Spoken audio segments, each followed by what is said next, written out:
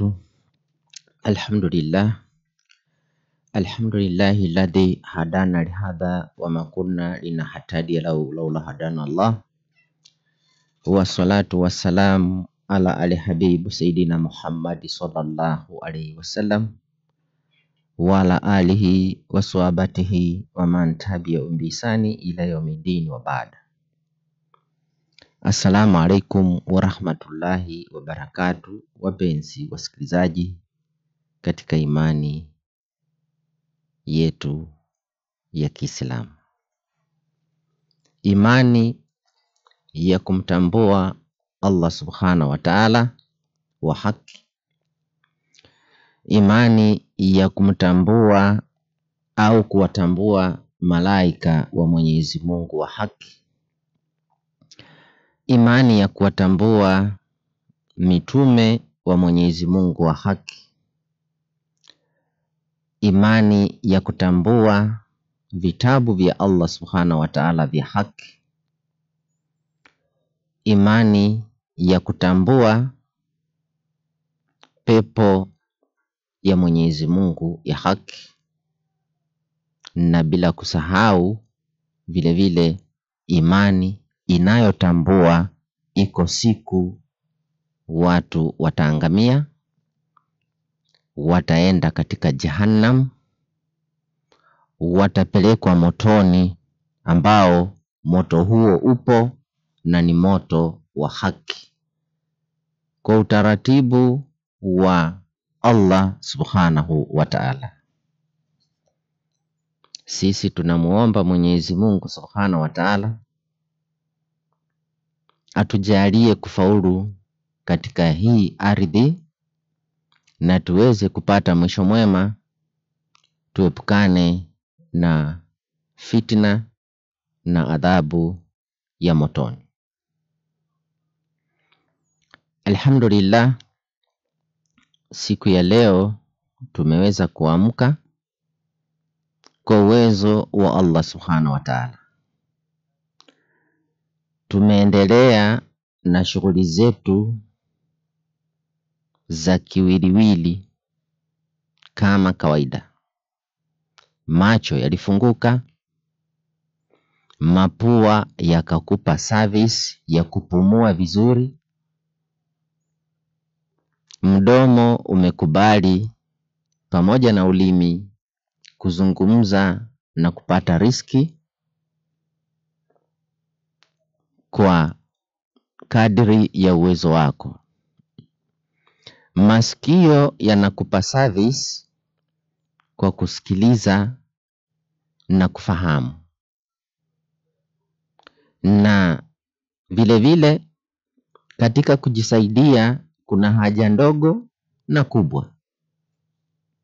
Mikono inafanya kazi na miguu inafanya kazi.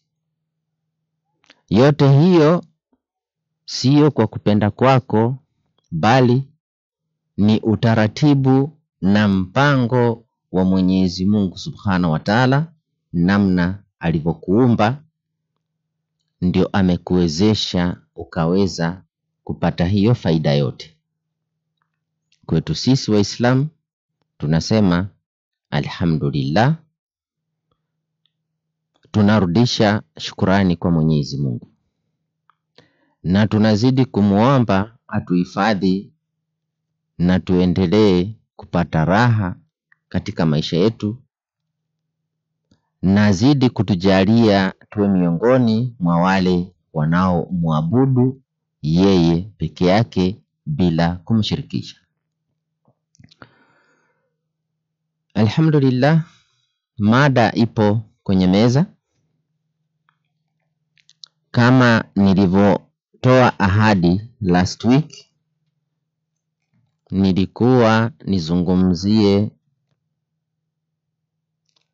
somo la ibada ya haki. Ni vipi utamwabudu Mwenyezi Mungu ibada ya haki? Lakini kutokana na msimu ulivyo, nimejaliwa kupindua ile timetable, angalau tupate faida kidogo kutokana na yanayojiri hivi sasa. Watu wanajiandaa na mambo ambayo hayako, kisha wamepanjika jina kuwa ni Pasaka. Je, ni kweli Pasaka inayoandaliwa anaijua Yesu? Ndio tunataka tuangalie kwenye vitabu, na inshallah Mwenyezi Mungu Subhanahu wa Ta'ala atatujalia tuweze kuendelea na utaratibu huu. Hapa kwenye meza yangu kuna maswali ambayo tumeandaa kwa faida ya msikilizaji na anayefuatilia kwa utafiti. Swali la kwanza tunauliza, Pasaka ya Nabii Musa alayhisalamu na Nabii Isa bin Maryam, Yesu mwana Mariamu, ilikuwa inaandaliwa kuanzia jioni magharibi na wakawa wanaisherekea usiku wa manane mpaka karibu saa 11 kabla hakujapambazuka. Sheria inasema wawe wamemaliza nyama yote, na kama nyama imebaki waweze kuiteketeza yote, maana kusipambazuke kama ile nyama bado iko katika mikono yao au katika vyombo vyao. Sasa kama huo ndio utaratibu wa Pasaka ya Musa na Yesu, kwa nini hii yenu hamfuati utaratibu wa Musa na utaratibu wa Yesu?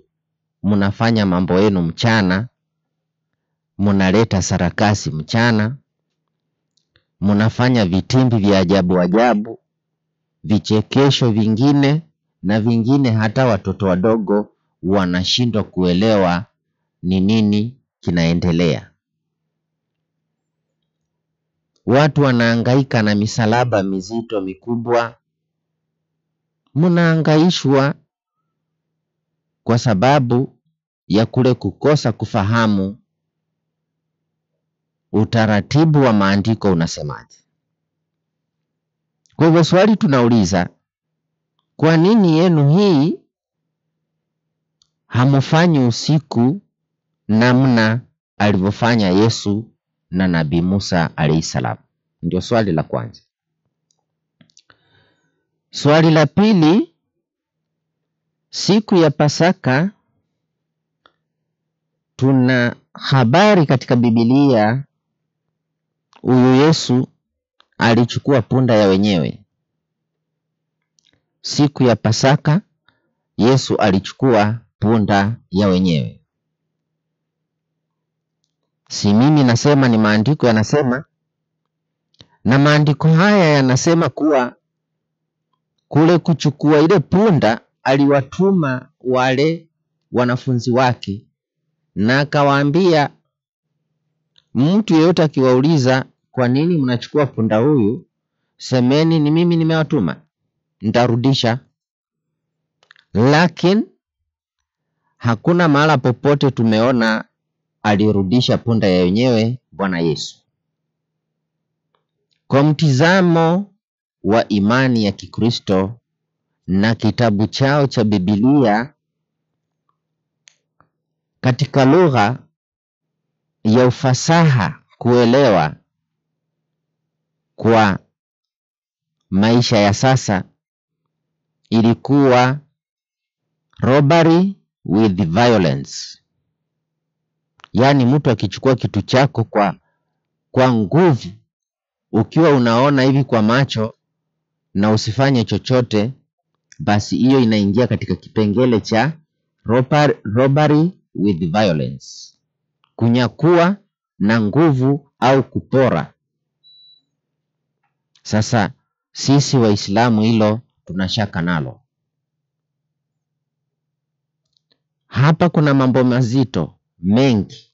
Ya kwanza ni hiyo, Yesu alikuwepo wakati yuko duniani, na siku ya Pasaka ilipofika, kitendo chake kimoja alichokifanya ni kupora punda ya watu. Point kubwa hiyo. Point ya pili, tunadanganywa hivi sasa eti Pasaka wanaojiandaa ni kufa na kufufuka kwa Bwana Yesu. Ina maana kuwa huyu Yesu wao wanayemsherekea si yule tunayemjua, mwana wa Mariamu.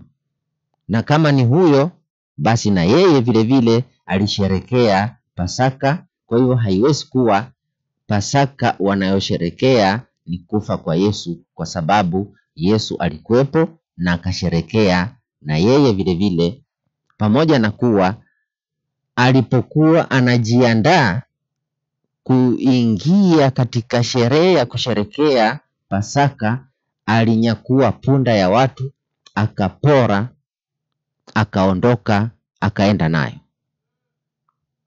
Sasa tunauliza swali, je, kuna mahala popote unajua Yesu alirudisha punda yule? Na kama hakurudisha, je, wenyewe walibaki wakifanyaje? Wenyewe walibaki wakilalamika, wakihuzunika, wakilia punda wao, na Yesu amekwenda naye. Hiyo ndio imani ya Biblia na imani ya ndugu zetu wa Kristo. Sisi hatuamini hivyo kabisa, wala hatutambui nabii wa Mwenyezi Mungu Subhanahu wa Ta'ala aliyeteuliwa miongoni mwa manabii waliopewa vyeo vikubwa anaweza kufanya kitendo kama hicho. Hilo ni swali la pili. Na swali la mwisho pale, swali la tatu, tunauliza, je, baada ya kumchukua yule punda na akaondoka naye katika hiyo siku ya Pasaka, kama hakurudisha punda yule, ana dhambi au hana dhambi? Na watu wale wenye kutenda dhambi ni watu wa motoni au ni watu wa peponi? Je, alichokifanya kitendo hichi cha kuchukua punda wenyewe siku ya Pasaka, alipata dhambi au hakupata dhambi Bwana Yesu? Na kama alipata dhambi, atakuwa mtu wa motoni au mtu wa peponi? Ndio swali la mwisho. Mada tunaingia Pasaka ya Yesu pamoja na Nabii Musa alayhi salam. Pasaka ya ukweli, Pasaka ya vitabu, sio ya maneno ya mdomo, sio ya kusema tu vitu zako ambazo unafikiria umelala ukaamuka ukaona ukisema hivi watu watafurahia. La, ile Pasaka inayopatikana katika vitabu ndio tunaizungumzia. Yaani kawaida tunasema maelezo kwa dokta, kujitetea kotini, habari magazetini, statement police station. Hapa maandiko yasemi. Tunaingia sasa katika Qur'an sura ya 99. Tutaisoma aya ya kwanza pale, taratibu kwa uwezo wa Allah subhanahu wa ta'ala, baada ya a'udhu billahi minashaitani rajim.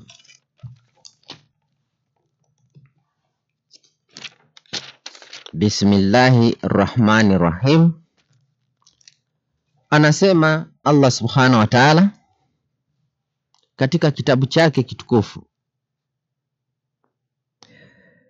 itakapotetemeka ardhi mtetemeko wake mkubwa kabisa. Wacha ile mnasikia eti ardhi imetetemeka kisha nyumba mbili zimeporomoka. La. Anasema Allah subhanahu wa ta'ala kutakuwa kutetemeka mtetemeko mkubwa kabisa. Na itakapotoa ardhi mizigo yake wakati huo wa kutetemeka, yani kutoa mizigo yake, itaburujika. Milima itakuwa kama fuzi, yani kama pamba. Ukishika pamba hivi ukitupa kwenye hewa, inapeperushwa na upepo. Milima yote itakuwa hivyo. Ndio Mwenyezi Mungu anasema itakapotoa mizigo yake ardhi. Subhanallah.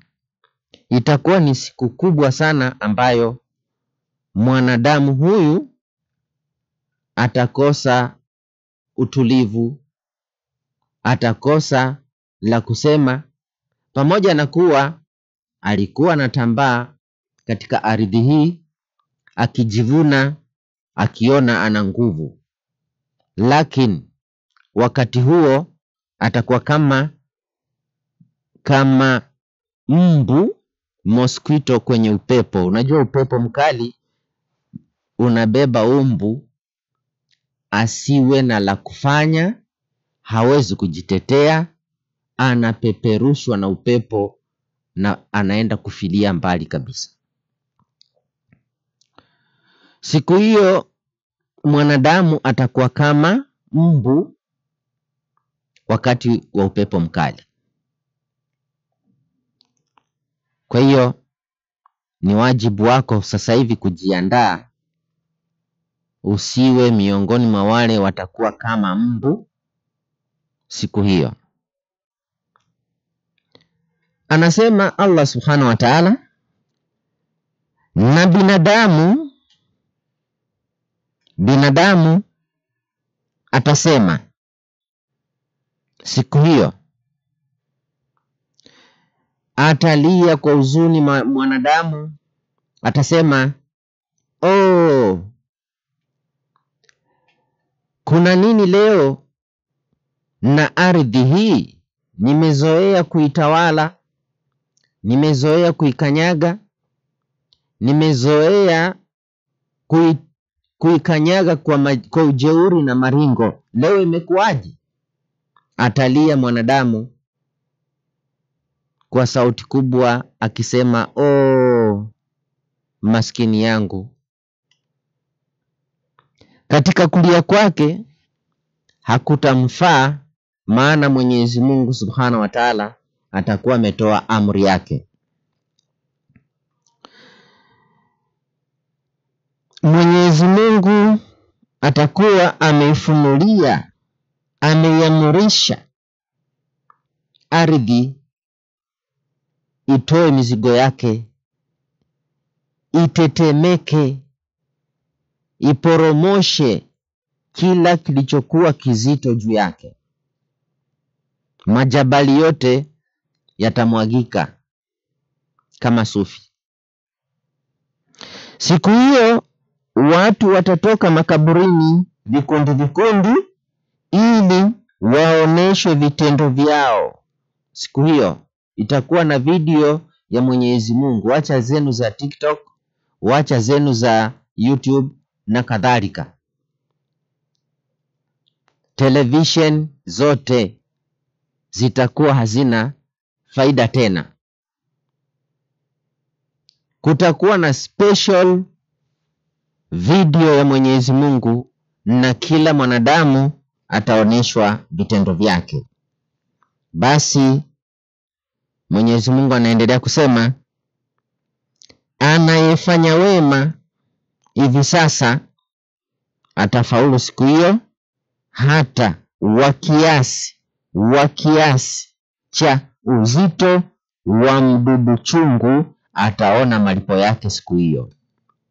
Atafurahi siku hiyo, atatabasamu siku hiyo, atakuwa na utulivu siku hiyo, maana alisimama katika msingi wa Allah subhanahu wa ta'ala. Na aliyefanya uovu, subhanallah, aliyefanya uovu, awe alikuwa anafanya uovu wa kujificha au dhahiri, kama tunavyoona dhuluma mbalimbali, dhuluma aina mingi, kwa sababu ya unyonge tunabaki tunaangalia, tunanyamaza, tunakosa la kusema. Basi siku hiyo Mwenyezi Mungu subhanahu wa ta'ala ata-intervene, atatulipia na sisi. Katika ubaya wako unauona ni uzuri, siku hiyo utatokwa na jasho, utarushwa ndani ya upepo, na utaoneshwa video yako. Utajaribu kusema, lakini video ile itakuzidi namna unga unapozidi maji yakawa hayana tena nafasi wakati wa kusonga sima. Utazidiwa na ile video, maana macho yataleta kile yaliona, masikio yataleta yale yalisikia, mikono itafanya kazi yake, na kila kiwiliwili kitazungumza katika ile video namna ilivyokuwa. Ukiwa unajigamba, unaringa, unakataa ukweli unauona na macho, ukapinda aya za Mwenyezi Mungu subhanahu wa ta'ala, ukawa unaleta fitna katika ardhi ili upate faida kulingana na maslahi yako. Mwenyezi Mungu anakusubiri, na unao muda wa kubadilisha. Sio kesho, ni sasa hivi. Tusikilize kitabu chao kinasemaje, Biblia, katika kitabu cha Walawi 23 mstari wake wa 5. Walawi, kitabu ni cha Walawi, katika Kiingereza wanaita Leviticus. Leviticus chapter 23 verse 5. Walawi 23 mstari wake ni wa 5. Andiko linasema, kwa wale walivyoamini kuwa kitabu hichi kinawafaa katika kujenga imani yao, wako tayari kusikiliza. Walawi 23:5, andiko linasema, mwezi wa kwanza siku ya 14 ya mwezi, wakati wa jioni. Wakati wa jioni. Wakati wa jioni ni Pasaka ya Bwana Mungu. Sasa wewe unatoa wapi maneno ya kuruka kwenye barabara asubuhi? Unatoa wapi? Pasaka maandalizi yake inaanza jioni, magharibi. Andiko linasema, wewe yako unaitoa wapi? Ya kukimbia kuanzia asubuhi mpaka jioni, unakimbia kwako kulala. Maandiko yako wazi, Pasaka ni usiku, siyo mchana. Na yeyote yule anayeenda kinyume na amri ya Yesu, amri ya Musa, basi huyu ajiandae kujibu maswali mbele ya Mola wake. Sikiliza andiko la pili. Andiko la pili, kitabu cha Walawi. Kitabu cha Walawi 23:36. Hicho kitabu cha Walawi. Andiko linasema, kisha Mwenyezi Mungu akanena na Musa na kumwambia, nena na wana wa Israeli uwaambie, siku ya 15 ya mwezi huo wa 7 ni sikukuu ya vibanda, muda wa siku 7 kwa Bwana Mungu wenu. Siku ya kwanza kutakuwa na kusanyiko takatifu, na msifanye kazi yoyote ya utumishi. Mtamsongezea Bwana Mungu sadaka kwa moto siku 7. Siku ya 8 kutakuwa na kusanyiko takatifu kwenu nyinyi nyote, mtakaposongezea Bwana Mungu sadaka kwa moto. Ni mkutano wa makini huu, na msije mkaifanya kazi ya aina yoyote. Msije mkafanya kazi ya aina yoyote. Swali: mbona leo wanaojiita Wakristo mna kazi mnazozifanya nyingi, hata pamoja na kujenga misalaba ya kila sampuli na kubebesha watu barabarani, eti mnasherekea Pasaka? Haya yote mnayatoa wapi? Bado siku 2 mbele tu, Ijumaa ikifika, tutaanza kuyaona ya ajabu. Usanii umeletwa katika watu wa Mungu.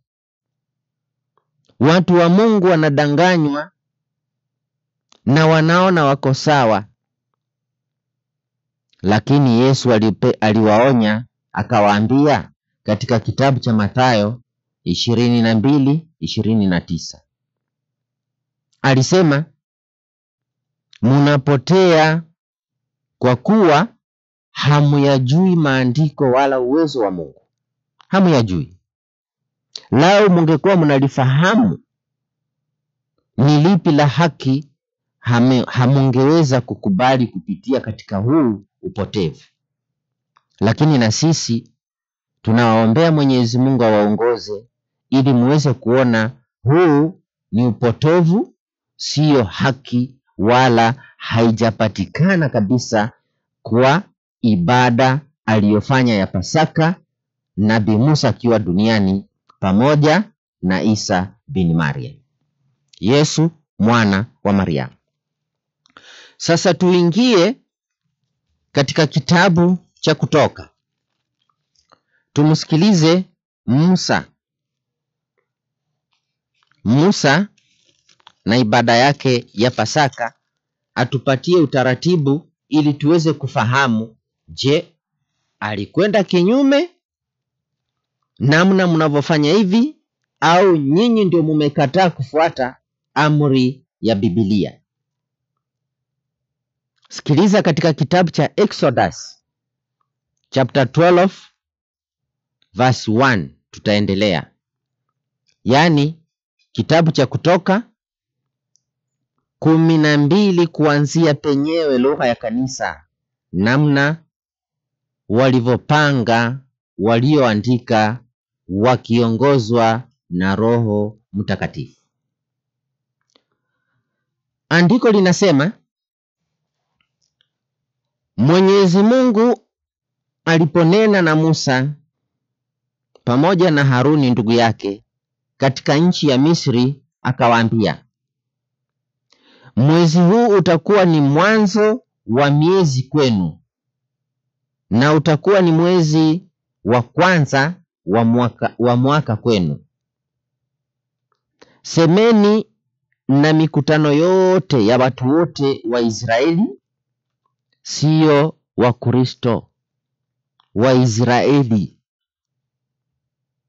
Na ukisoma 6:4, Yesu naye anasema vile vile Pasaka ni ya Waisraeli. Hakuna andiko hata moja linasema Mkristo wa sasa asherekee Pasaka. Pasaka ilikuwa ya wana wa Israeli wakati wa Nabii Musa, na Yesu vile vile alitumwa kwa wana wa Israeli kwa mujibu wa kitabu cha Mathayo 15 mstari wake ni wa 24. Ulitoa wapi amri ya kuingia kwa nyumba si yako na kuanza kujiandalia vyakula visivyokuwa vyako? Utaitwa mwizi, utaitwa mporaji, na itakuwa ni makosa makubwa. Jiandae kufuata maandiko sawasawa, kisha utajua ni njia ipi unafaa kuifuata katika utaratibu wa kumfahamu Mwenyezi Mungu Subhanahu wa Ta'ala, ambaye ndiye Mungu wa haki. Andiko linaendelea kusema, semeni na mkutano wote wa watu wa Israeli, mkawaambie, siku 10 ya mwezi huu kila mtu atatua mwana-kondoo, sio Yesu, mwana-kondoo. Mbuzi au mwana-kondoo ndiye aliandaliwa kuchinjwa, sio Yesu. Hizi habari za kumweka Yesu mbele ni habari za upotovu. Andiko linasema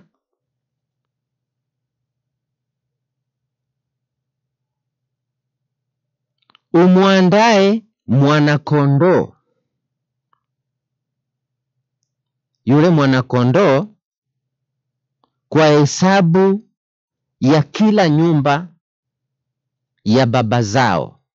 Mwana-kondoo kwa watu wa nyumba moja, na ikiwa watu wa nyumba ni wachache kwa mwana-kondoo mmoja, basi yeye jirani ya huyu mwenye kumwandaa yule mwana-kondoo aliye karibu, jirani yake aliye karibu na nyumba ile yake, na watwae mwana-kondoo mmoja kwa kadiri ya hesabu ya watu watakao hudhuria katika ile sherehe ya Pasaka.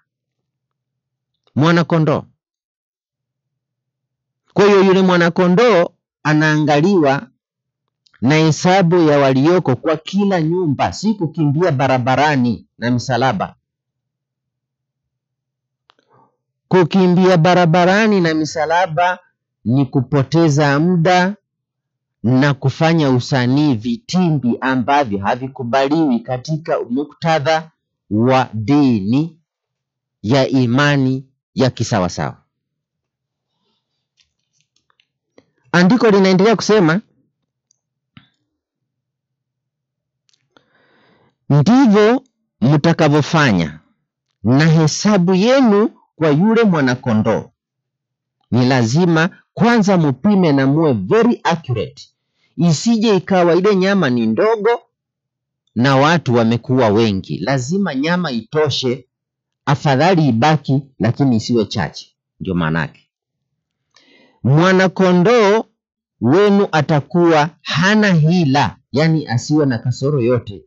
Amevunjika pembe, au ana sikio moja, au ni kiguru, mguu wake mmoja umevunjika, la, awe kila sehemu ya mwili wake iko sawa sawa. Na huyo mwanakondoo awe ni wa kiume na umri wake ni mwaka mmoja. Basi mtamchukua yule mwanakondoo au mbuzi, nanyi mtamweka hata siku 14 ya mwezi ule ule. Yani mumemtenga mahala, munahesabu siku 14 kabla siku ya Pasaka haijaingia. Na kusanyiko lote la mkutano wote wa Israeli watamchinja yule mwanakondoo, kila nyumba mwanakondoo wao. Kila nyumba mwanakondoo wao wamemwandaa siku 14, na siku ya 14 jioni jua linazama, kila mmoja atajiandaa kumchinja yule mwanakondoo kwa ajili ya kila nyumba katika nyumba zote za wana wa Israeli. Sio Yesu.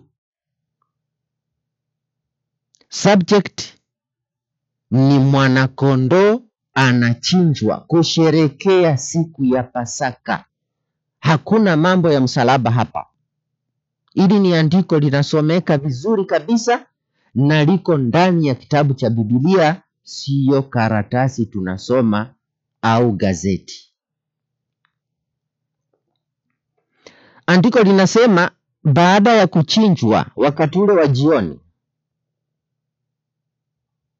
basi nao watatua baadhi ya damu yake na kuitia katika miimo ya miili na katika kizingiti cha juu katika zile nyumba watakazo mula yule mwanakondoo. Yani yule mwanakondoo akishachinjwa, watapaka zile damu katika kila nyumba ambayo alichinjwa yule mwanakondoo. Mada itaendelea, tufundishe ili iweze kufahamika. Naomba nichukue nafasi hii, dakika zimebaki 2-3, katika Rivatis.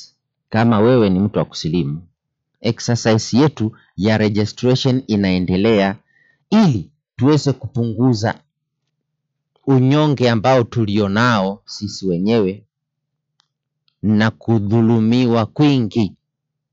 Registration Kibira, kuna Asia pale chini ana register, na mama yetu Rehema Salim anayo nafasi pia vile vile. Tunataka kwake kama watu 20.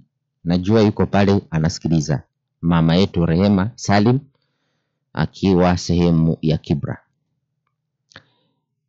Tunachukua sehemu ya Westland, Kangemi, Udhiru na Kawangware yote, Amboseli yote yuko pale, anaitwa Ali. Shehe wetu Ali ndiye anaendelea na hiyo exercise ya kufanya registration. Na Kawangware Twaiba Mosque tunaye Amani. Riruta Muslim tuko na Ibrahim Otieno. Upande wa Eastland tuko na Mama Karisa. Mama Karisa anasimama upande wa Eastland, na registration itaisha tarehe 7 mwezi wa Mei. Kama haujajiandikisha, usilaumu mtu yoyote wala usinitafute. After registration deadline tarehe 7 ndio mwisho wa registration. Hata ukija na 1,000,000 hautaandikwa.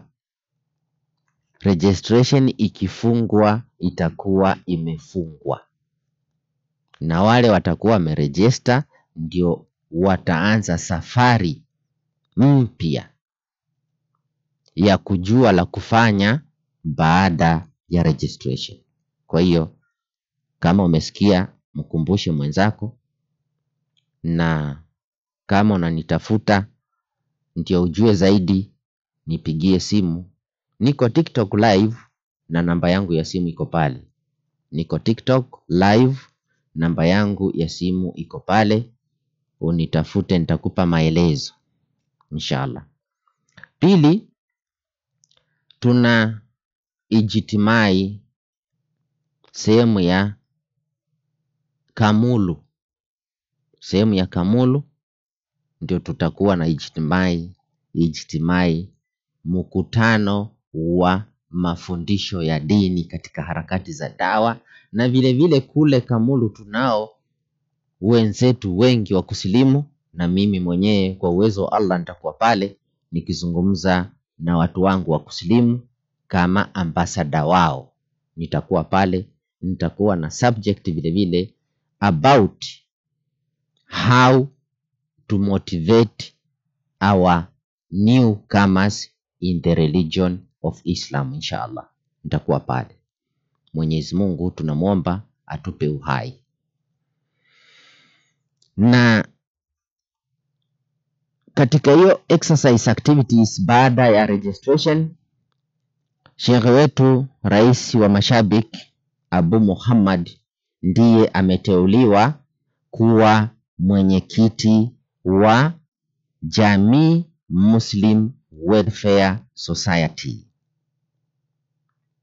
Rais wetu wa mashabiki Abu Muhammad ndiye ameteuliwa kuwa mwenyekiti wa Jamii Muslim Welfare Society.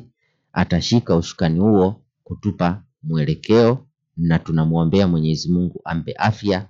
Na alisema vile vile anataka tumuombe dua nyingi awe bilionea, na dua zetu tuliziomba ndani ya Ramadhani siku 10 za mwisho na zimekuwa makbul. Tumeanza kuona matunda. Tunamuombea mwenyekiti wetu afya, Mwenyezi Mungu amuondolee maradhi na ampe nguvu na uwezo wa kuendesha kazi ya Mwenyezi Mungu Subhanahu wa Ta'ala. Katika wanaopongeza kipindi, akiwa yeye ndio wa kwanza hapa, Abu Muhammad, salamu zako tunazipokea vizuri sana kila wakati tukiendesha kipindi chetu cha Dini ya Haki. Akifuata pale ni Yusuf Islam Kiduku Ngwambu, akiwa sehemu ya Atriva. Alafu kunaye Rehema Salim, huyu ni mama yetu mwanaharakati pale Kibra. Nimekuambia nataka watu 20 kwa line yako wa kusilimu. Watu 20 hakikisha umewapanga. Tunaye Amina Bakari kutoka sehemu ya Utawala akiwa anapongeza kipindi, na Mariam Mohamed, huyu hajasema yuko upande gani. Nuria Lesare yuko South Sea akiwa anapongeza kipindi, na pale namuona Abubakar Isa sio Kimau yuko kando ya redio. Mama Khadija Mohamed ni mama yetu, yuko sehemu ya Mala. Tunamuombea kila laheri, Mwenyezi Mungu ampe shifa, amuondolee maradhi. Hapa tunaye shabiki mkongwe, wale vigogo wa Radio Ikra. Ni mwanafunzi wangu na ni shehe wangu vile vile, anaitwa Isa Suleiman Ndungu akiwa Murang'a County, pamoja na mke wake Ustadha Aisha Wangare, mwanaharakati mkubwa katika da'wa activities. Tunamwombea Mwenyezi Mungu amlipe fil dunya wal akhirah.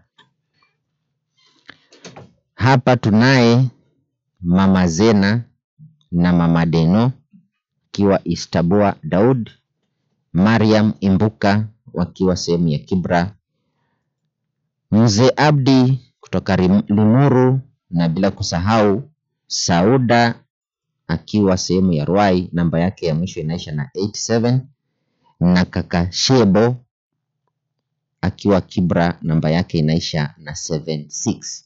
Wote ni mashabiki wetu, pamoja na wale wengine wote wamebaki.